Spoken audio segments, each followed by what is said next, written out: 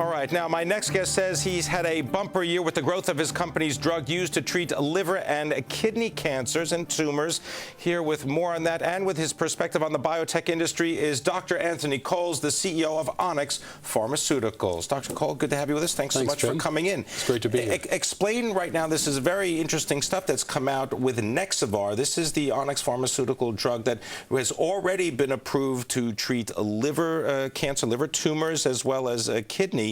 Explain what's going on, because this is about breast cancer. What were the results? Well, these were really astounding results. There was a phase 2 study, which is the intermediate stage of testing, examined in about 229 women who have metastatic breast cancer.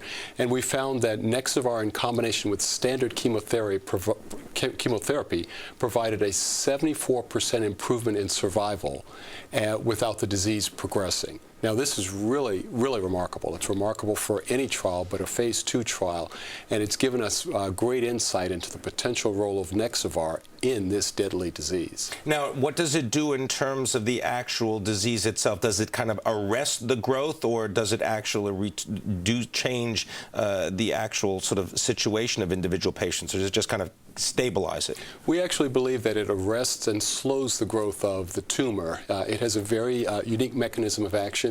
It chokes off the blood supply to the tumor in one sense, and it also kills the tumor cells themselves.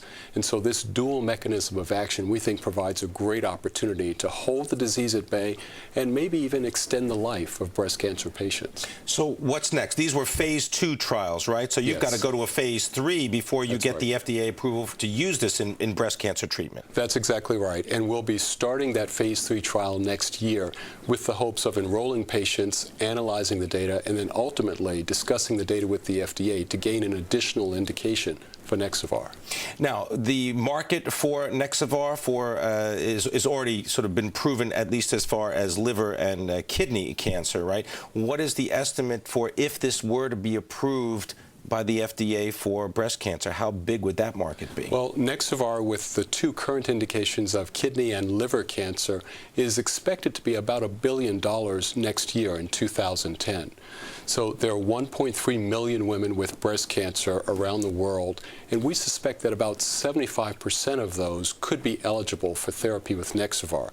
This could be several $100 million in additional sales for Nexavar, beyond our current estimates of $1 billion next year. All right, now Nexavar, that's the big drug for yes. Onyx right now. You've been making some acquisitions, though. That's right. Tell me about what you're doing.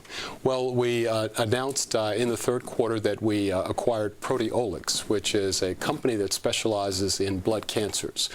This was a great acquisition for us. It gave us a strategic entree into this $16 billion blood cancer market, and on that basis, we inherited 3 compounds.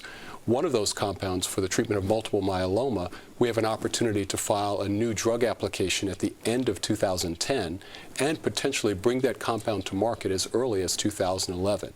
That could give us a second revenue stream behind Nexavar that could have value up to another $1 billion in sales for the company.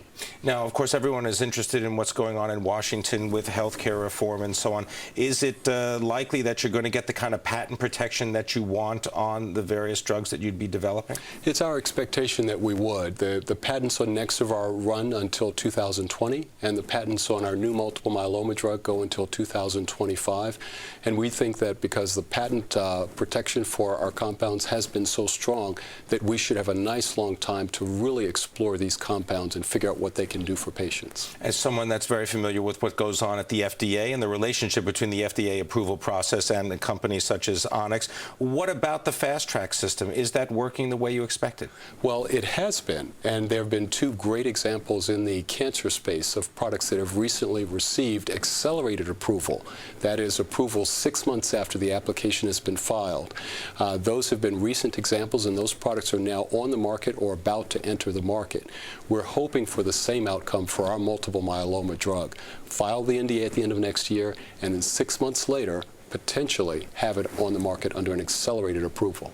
What about competition here? I mean, because there's Avastin, that's a competing drug. Are you finding that the market is big enough to support a lot of the different competitors? Interestingly, it is. Unfortunately, we haven't beat cancer yet. and there's still a lot of room that we have to go to improve cancer therapies, to extend the life of cancer patients. So we really do believe that despite the fact that we've got a lot of cancer therapies, there's still a lot of room for improvement, and we're really fighting for patients to give them every benefit possible. All right, I want to thank you very much, Dr. Anthony Coles, coming in, the head of Onyx Pharmaceuticals, giving us some insight into what's going on with Nexavar and acquisitions in the company. Thanks very much. Thanks Appreciate a lot. it.